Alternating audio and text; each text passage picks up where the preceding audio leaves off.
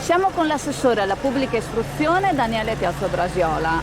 Siamo in periodo appena iniziata la scuola e l'esigenza da parte dei genitori è del buono libri, di poter approfittare di questa misura che li può aiutare. È già uscito il bando regionale, come abbiamo condiviso con tutti gli istituti scolastici, e sono già in arrivo, sono già arrivate delle domande. Il termine è entro il 20 ottobre per la presentazione della richiesta. Bisognerà da parte dei vari genitori che richiederanno il buono accedere attraverso il portale della regione, fare la richiesta che prevedrà dei contributi in base al proprio ISEE e nel quale bisognerà allegare anche rendicontazione della spesa sostenuta. Anche questa è una misura importante perché dà sollievo alle famiglie in un momento comunque chiaramente di difficoltà, e quindi un'ottima misura da portare avanti.